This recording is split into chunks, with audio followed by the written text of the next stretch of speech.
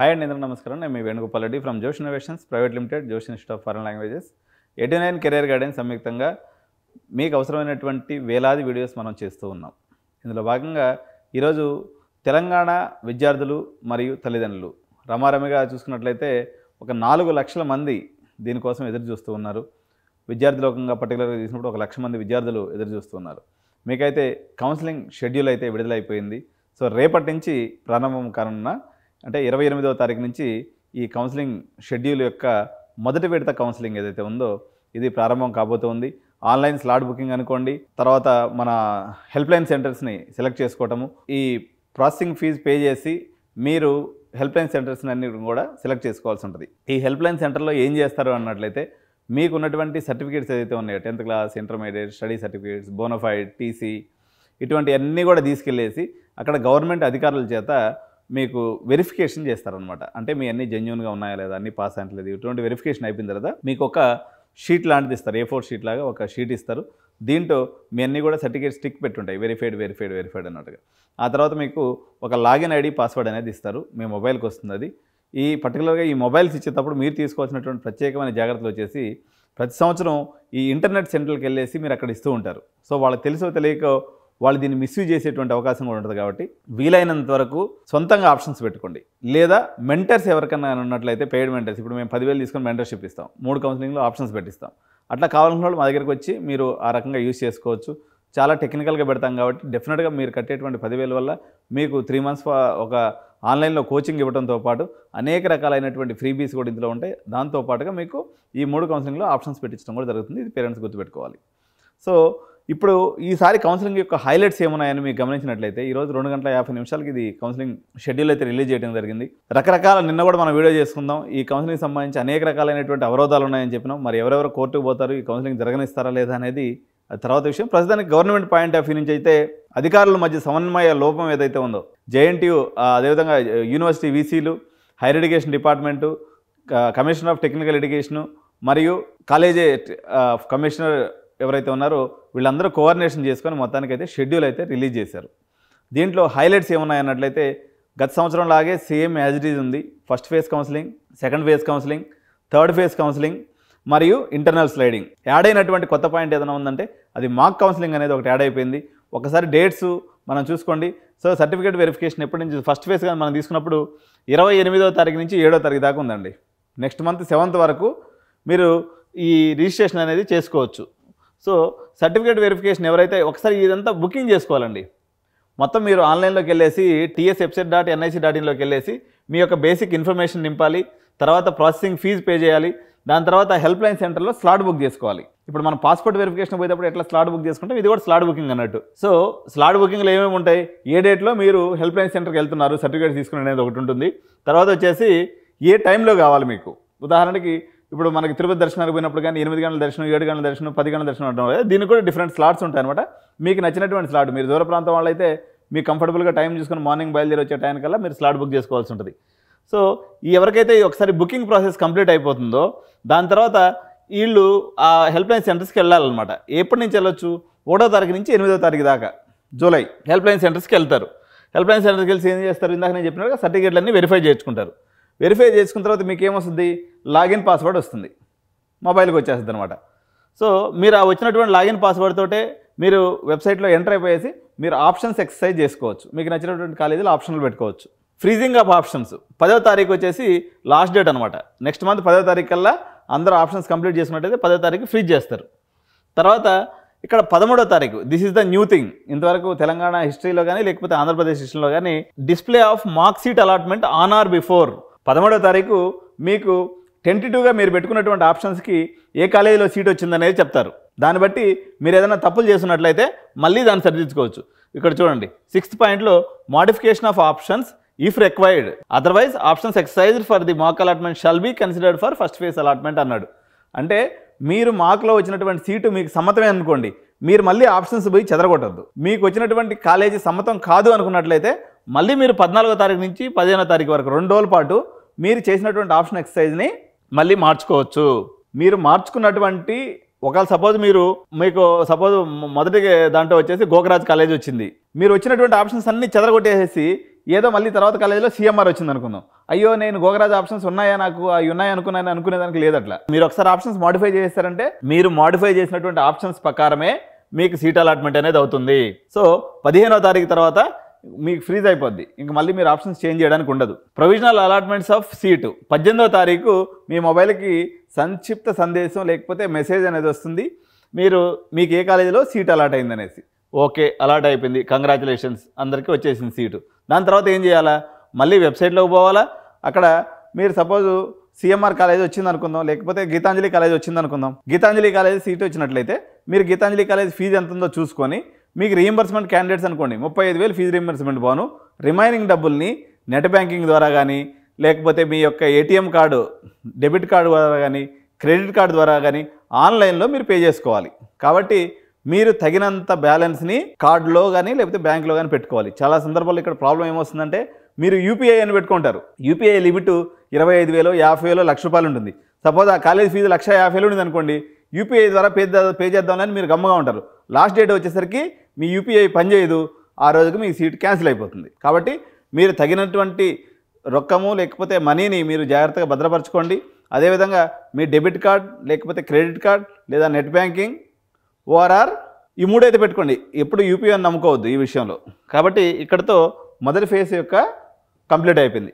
మరి తర్వాత రెండవ ఫేజ్ 25/7 తారీఖు, అంటే ఎన్ని రోజులు గ్యాప్ వచ్చింది, రిపోర్టింగ్ అయిపోయిన తర్వాత మళ్ళీ 3 రోజులు గ్యాప్ ఇచ్చి రెండో ఫేజ్ కౌన్సిలింగ్ పెట్టారు. జూలై 27వ తారీఖు స్టార్ట్ అయ్యేటువంటి రెండో ఫేజ్ కౌన్సిలింగ్ మళ్ళీ సేమ్ ప్రాసెస్ ఉంటుంది అనమాట.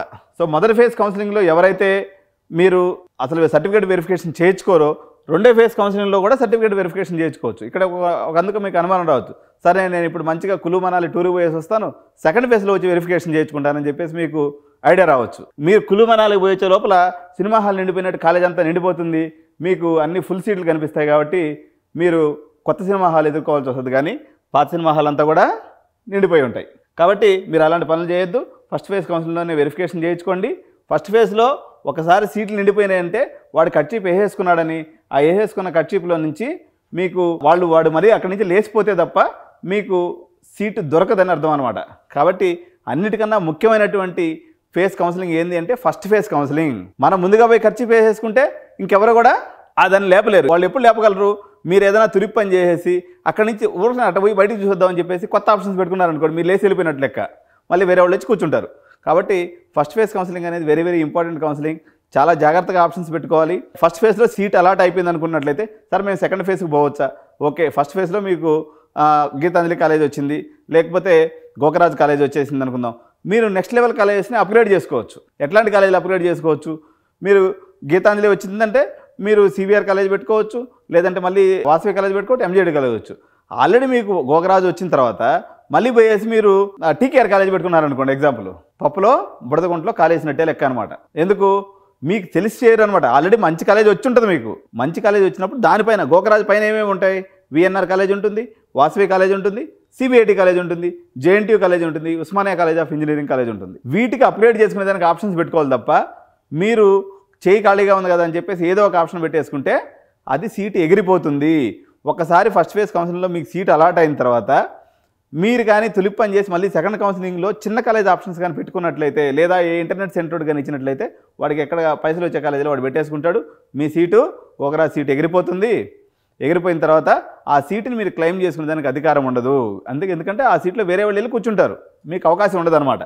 కాబట్టి ఫస్ట్ ఫేజ్ కౌన్సిలింగ్లో అందుకని నచ్చే కాలేజీనే పెట్టుకోండి. ఏదో సీటు కొట్టేయాలని కాదని కొట్టుకొని, ఇప్పుడు సపోజ్ ఎగ్జాంపుల్ మీకు ఫస్ట్ ఫేజ్ కౌన్సిలింగ్లో ఒక కాలేజ్ సీట్ వచ్చిందండి, ఒక ఆప్షన్స్ పెట్టుకున్నారు. మీరు చేరే ఉద్దేశం లేనటువంటి, మీకు నచ్చే అవకాశం లేనటువంటి కాలేజీలని మీరు అసలు ఆప్షనే పెట్టుకోవద్దు. మీరు టాప్ 10 కాలేజీలో చేరదలుచుకున్నారనుకోండి, అంతవరకు పెట్టుకొని వదిలేసేయండి. లేదు మీరు టాప్ 20 కాలేజీల వరకు పెట్టదలుచుకున్నారు, అంతవరకు పెట్టి వదిలేయండి. మీరు పోయేసి టాప్ 50 కాలేజీలో 60 కాలేజీలు పెట్టి మీరు ఆ కాలేజీకి పోకుండా ఉంటే ఎందుకు, మీకు నష్టం కదా, వేస్ట్ కదా, అది ఇంకొకరికి వస్తుంది సీటు. కాబట్టి మీరు అన్నీ ఆలోచన చేసుకొని బడ్జెట్ కన్స్ట్రెంట్ చేసుకొని ఆల్రెడీ మేనేజ్మెంట్ సీట్లు తీసుకొని ఉంటారు చాలా కాలేజీలో. దాదాపు ఇప్పుడు 10,000 మంది పిల్లలు కౌన్సిలింగ్లో సీట్స్ తీసుకున్నారు. మీరు వందలాది ఆప్షన్స్ పెట్టే అవసరం లేదు. మీకు ఏదైతే మీకన్నా, ఇప్పుడు సపోజ్ మీరు మల్లారెడ్డి యూనివర్సిటీలో సీట్ తీసుకున్నారు, లేదా శ్రీనిధి యూనివర్సిటీలో సీట్ తీసుకున్నారు, అంతకన్నా మెరుగైన ఆప్షన్స్ వస్తాయనుకుంటే మీరు ఆప్షన్స్ ఎక్సైజ్ చేసి టాప్ 10 కాలేజీలు పెట్టి వదిలేయండి తప్ప ఉన్న కాలేజీలన్నీ లిస్ట్ పెట్టుకుంటే రావకూడదు, అట్లా చేయకూడదు అనమాట. సరే, సెకండ్ ఫేజ్ కౌన్సిలింగ్ 25వ తారీఖు మొదలైతే మళ్ళీ సర్టిఫికేట్ వెరిఫికేషన్ 26వ తారీఖు చేసుకోవచ్చు. ఒక్కరోజే ఇచ్చారు టైం. తర్వాత ఎప్పుడైనా సరే ఫస్ట్ ఫేజ్ కౌన్సిలింగ్లో పెట్టినటువంటి ఆప్షన్స్ సెకండ్ ఫేజ్ కౌన్సిలింగ్కి క్యారీ అవ్వవు. సెకండ్ ఫేజ్లో మళ్ళీ ఫ్రెష్ అంటే కొత్తగా మనం ఆప్షన్స్ పెట్టుకోవాల్సి వస్తుంది. తప్పనిసరిగా మళ్ళీ కూడా మనం ఆప్షన్స్ అన్నీ కూడా ఎక్సర్సైజ్ చేసుకోవాలి. ఈ వీడియోని ఎట్లా చేస్తారంటే మీరు ఆపి ఎక్కడైతే మీకు అవసరం ఉందో పాయింట్ వైజ్గా చూసుకోండి. కన్సల్టేట్గా చెప్తున్నా నేను. సో 26 తారీఖుల్లో మళ్ళీ కొత్తగా ఎక్సర్సైజ్ చేసినటువంటి దాంట్లో ఆప్షన్స్ కొత్తగా ఎటువంటి రకమైన ఎక్సర్సైజ్ చేయాలి? మీకు ఇందాకే చెప్పిన, మీకు సపోజ్ ఆల్రెడీ కొంపలబెల్లిలో మీరు చదవాలనుకుంటున్నారు, లేకపోతే సెయింట్ పీటర్స్ కాలేజే వచ్చింది, మీరు సిఎంఆర్కి పోవాలనుకున్నారు. ఓన్లీ సిఎంఆర్, ఎంఎల్ఆర్ఐటి, ఐఆర్ఈ, మళ్ళీ బీవీఆర్ఐటి, గోకరాజు అట్లా పైన ఉన్నటువంటి ఆప్షన్స్ పెట్టుకోవాలి తప్ప మీరు ఆల్రెడీ సెయింట్ పీటర్స్ కాలేజ్ వచ్చిన తర్వాత మళ్ళీ ఇబ్రహీంపట్నంలోనో లేకపోతే గట్కేశ్వర్లోనో ఉన్నటువంటి మరో కాలేజీకి పోవాలనే ఆప్షన్స్ పెడితే మీకు ఉన్న సీట్ ఎగిరిపోతుంది, మీరు సీటు పోయి అక్కడ పడిపోద్ది. ఇది గుర్తుపెట్టుకోవాలి. కాబట్టి ఎప్పుడైనా మనకు వచ్చిన దానికన్నా బెటర్ ఆప్షన్ పెంచుకునే దానికి మనం ప్రయత్నం చేయాలి. సో ఫ్రీజింగ్ ఆఫ్ ఆప్షన్స్ 27వ తారీఖు నుంచి ఉంటుంది. 30వ తారీఖు జూలై 30వ తారీఖు సెకండ్ ఫేజ్ అలాట్మెంట్ జరుగుతుంది. సేమ్ మళ్ళీ అదే ప్రాసెస్. 30-31 తారీఖుల్లో మళ్ళీ వెబ్సైట్ ఓపెన్ చేయాలా, మళ్ళీ ఫీజు ఏదైతే కొత్త కాలేజ్ అలాట్ అవుతుందో మీకు ఆ కాలేజీలో ఫీజు కట్టుకోవాలి. సరే మరి పాత కాలేజీ కట్టిన ఫీజు ఏమవుతుంది? ఇక్కడికి వచ్చేస్తుంది. సపోజ్ ఒక కాలేజీకి ₹1,00,000 ఉందండి. ₹1,00,000 మీకు 35,000 పోను 65,000 కట్టారు లాస్ట్ టైము. ఇప్పుడు వచ్చినటువంటి కాలేజీలో కాస్త ఫీజు ఎక్కువ ఉంది అనుకుందాం. ఇక్కడ వచ్చేసరికి 1,20,000 ఉంది అనుకున్నట్లయితే మీరు ఆల్రెడీ 1,00,000 సరిపడా ఫీజు కట్టేస్తున్నారు కదా, ఇంకొక 20,000 ఎక్స్ట్రా కట్టుకుంటే సరిపోతుంది. అట్లా చూపిస్తుంది అనమాట అలాట్మెంట్లో. కాబట్టి అది ఆటోమేటిక్గా ఆ కాలేజీ నుంచి ఈ కాలేజీకి డబ్బులు ట్రాన్స్ఫర్ అయిపోతాయి. ఎందుకంటే మీరు డబ్బులు కట్టింది కాలేజీకి కాదు, టీఎస్ ఎఫ్సెట్ కన్వీనర్కి కడతారు. ఆ డబ్బులు ఆటోమేటిక్గా మీకు ట్రాన్స్ఫర్ అయిపోతాయి కాబట్టి ఎటువంటి ఇబ్బంది ఉండదు. ఆ రిమైనింగ్ 20,000 మీరు ఎత్తిపెట్టుకుంటే సరిపోతుంది. తర్వాత ఓకే, ఫస్ట్ ఫేజ్ అయిపోయింది, సెకండ్ ఫేజ్ అయిపోయింది. కొంతమందికి ఎలా జరుగుతుందంటే ఫస్ట్ ఫేజ్లో వచ్చినటువంటి సీట్ అలాగే ఉండిపోతుంది, సెకండ్ ఫేజ్లో అలాట్ కాదు. ఎందుకంటే వాళ్ళు పై ఆప్షన్స్ పెట్టుకుంటారు కాబట్టి వెళ్తే పై ఆప్షన్కి వెళ్తారు, లేకపోతే సేమ్ సీట్ రిటర్న్ అవుతుంది. రిటర్న్ అయినటువంటి సీట్లో తప్పనిసరిగా మీరు వెళ్ళి ఫిజికల్గా రిపోర్టింగ్ చేయాలి. కాలేజీ వాళ్ళు జెరాక్స్లు తీసుకురమ్మని చెప్పి వీళ్ళు అలాట్మెంట్లో ఇస్తారు, కానీ ఇక్కడ మోసం జరుగుతుంది. మీకు జెరాక్స్ సర్టిఫికేట్లు ఎత్తుకుపోతే ఎవరు కూడా మీకు కాలేజీలో రిపోర్ట్ చేసుకోరు. కాబట్టి 10th క్లాస్ నుంచి ఏదైతే వెరిఫికేషన్కి మీరు ఒరిజినల్ సర్టిఫికేట్స్ పట్టుకుపోయారో అన్ని ఒరిజినల్ సర్టిఫికేట్స్ పట్టుకొని దాంతోపాటు కాలేజీ వాళ్ళు మిస్లీనియస్ ఫీజు అనే రూపంలో 10,000 నుంచి 50,000 దాకా ఛార్జ్ చేస్తారు. ఈ పైసలన్నీ చేతిలో పెట్టుకొని క్యాష్ రూపంలో ఎత్తుకుపోయి కాలేజీకి పెడితే అప్పుడు ఆయన ఏం చేస్తాడు? Updating candidate joining details by college 3వ తారీఖు దాకా చూసుకొని 3వ తారీఖు సాయంత్రం 5 గంటల లోపల గవర్నమెంట్ ఆఫ్ తెలంగాణకి లేదా హైయర్ ఎడ్యుకేషన్ కౌన్సిల్కి అయ్యా నా దగ్గర ఇదిగో 100 మంది సీట్లు ఉన్నట్టయితే ఈ 90 మంది వచ్చారు, ఈ 10 సీట్లు మిగిలిపోయినటువంటి సమాచారాన్ని తెలంగాణ ప్రభుత్వానికి తెలియజేస్తాడు. ఇక్కడ చూడండి, నోట్ ఏంటంటే సెకండ్ ఫేజ్ తర్వాత కంపల్సరీగా కాలేజీకి వెళ్ళాలి. ఇక్కడ జెరాక్స్ కాపీస్ అన్నారు, ఒరిజినల్ టీసీ అన్నారు, కానీ కాలేజీలో అయితే మొత్తం సర్టిఫికేట్లు తీసుకుంటారు. ఇదైతే నిజం, ఇది ఒకటే అబద్ధం. పాయింట్ నెంబర్ 2 ఈజ్ అబద్ధం. Candidates allotment in second phase, ఎవరైతే సెకండ్ ఫేజ్లో నాకు కాలేజీ నచ్చలేదని కాలేజీకి వెళ్లకుండా ఉండిపోతారో వాళ్ళు థర్డ్ ఫేజ్కి వెళ్ళడానికి లేదు. ఓకే మిత్రులారా, థర్డ్ ఫేజ్కి వెళ్ళడానికి లేదు. సో మళ్ళీ ఫైనల్ ప్లేస్లో కూడా ఏదో మిగిలిపోయిన అడుగుబడుగు కొన్ని సీట్లకి మళ్ళీ సేమ్ ప్రాసెస్, ఆన్లైన్లోకి వెళ్ళటం, అప్లికేషన్ ఇవ్వటం, ఇవన్నీ ఒకసారి చేస్తే సరిపోద్ది. ఎవరన్నా చేయకుండా మిగిలిపోయినటువంటి వాళ్ళు ఉంటే అటువంటి వాళ్ళు ఇక్కడ చేసుకోవాలి. సో 5వ తారీఖు 8వ నెల ఆగస్టులో ఈ స్టోరీ అంతా మళ్ళీ నడుస్తుంది. తర్వాత 6వ తారీఖు వచ్చేసి మళ్ళీ సర్టిఫికేట్ వెరిఫికేషన్ కూడా నడుస్తుంది. తర్వాత మళ్ళీ ఎక్సర్సైజ్ ఆఫ్ ఆప్షన్స్ పెట్టాలి కదా, మనం మళ్ళీ ఫ్రెష్గా మనకు ఉన్నటువంటి అప్గ్రేడ్ కాలేజీలో ఏదైతే ఉంటుందో మనం ఆప్షన్స్ పెట్టుకోవాలి. మనకు వచ్చిన దానికన్నా మెరుగైనటువంటి కాలేజీలో ఆప్షన్ పెట్టుకోవాలి. ఎర్లియర్ ఫేస్ ఆప్షన్స్ దీనికి కూడా పనిచేయమన్నమాట. మళ్ళీ ఎప్పటికప్పుడు మనం ఫ్రెష్గా ఎక్సర్సైజ్ చేయాల్సి ఉంటుంది. 6వ తారీఖు నుంచి 8వ తారీఖు దాకా ఆగస్టులో 6వ తారీఖు నుంచి 7వ తారీఖు దాకా ఈ పని చేయాలి. ఫ్రీజింగ్ ఆఫ్ ఆప్షన్స్ 7వ తారీఖు జరుగుతుంది. ప్రొవిజనల్ అలాట్మెంట్స్ ఆఫ్ సీట్స్ వచ్చేసి ఆగస్టు 10వ తారీఖుకి మనకి ఈ సీట్లన్నీ అలాట్ చేయడం అనేది జరుగుతుంది. దీని తర్వాత tuition fee self reporting same already కట్టేసి ఉంటే ఇంక కట్టవసరం లేదు. మళ్ళీ మీరు వచ్చేసి సెల్ఫ్ రిపోర్టింగ్ అనేసి ఒక కాపీ వస్తుంది, దాన్ని తీసుకుంటే సరిపోతుంది అన్నమాట. సెల్ఫ్ రిపోర్టింగ్ డాక్యుమెంట్ అంటారు దీన్ని. ఈ సెల్ఫ్ రిపోర్టింగ్ డాక్యుమెంట్ని చాలా భద్రంగా పెట్టుకోవాలి. ఇది మీ ఫీజు రీయింబర్స్మెంట్ వచ్చేటప్పుడు మీకు చాలా ఇంపార్టెంట్ డాక్యుమెంట్గా పనిచేస్తుంది. అయిపోయిందా? ఇది అయిపోయిన తర్వాత థర్డ్ ఫేజ్ అయిపోయింది. సో కాలేజ్ వాళ్ళు మళ్ళీ జాయినింగ్ డీటెయిల్స్ అన్నీ కూడా అప్లోడ్ చేశారు. దీని తర్వాత ఇంటర్నల్ స్లైడింగ్ అనేది ఉంటుంది. ఇంటర్నల్ స్లైడింగ్ అంటే ఏంది? సపోజ్ మీరు మెకానికల్లో తీసుకున్నారు, లేకపోతే ట్రిపుల్ తీసుకున్నారు, లేదా సివిల్లో తీసుకున్నారు, మీ పై బ్రాంచ్కి వెళ్ళదలుచుకున్నారు, మీరు మళ్ళీ ఆప్షన్స్ని ఎక్సర్సైజ్ చేయొచ్చు. ఇక్కడ ఈ సంవత్సరం పెట్టినటువంటి ఒక ఇంపార్టెంట్ అప్డేట్ ఏంటంటే ఫీ రీయింబర్స్మెంట్ కూడా ఉంటుందన్నమాట. సో మీరు తెలివిగల వాళ్ళు అయితే మెకానికల్లో మంచిగా ఆప్షన్ పెట్టేసుకొని మంచి ర్యాంక్ ఉంటే కొద్దిగా స్లిప్ అయిపోతుంది. ఉదాహరణకి గీతాంజలిలో మీరు ట్రిపుల్ తీసుకున్నారు, కానీ యాక్చువల్గా మీకు ఈసీ కావాలా, కొంచెం ర్యాంక్ తేడా ఉండింది అనుకోండి. సపోజ్ ట్రిపుల్ కట్ ఆఫ్ వచ్చేసి ఒక 30,000 ఉంది, ఈసీ కట్ ఆఫ్ 20,000 ఉంది.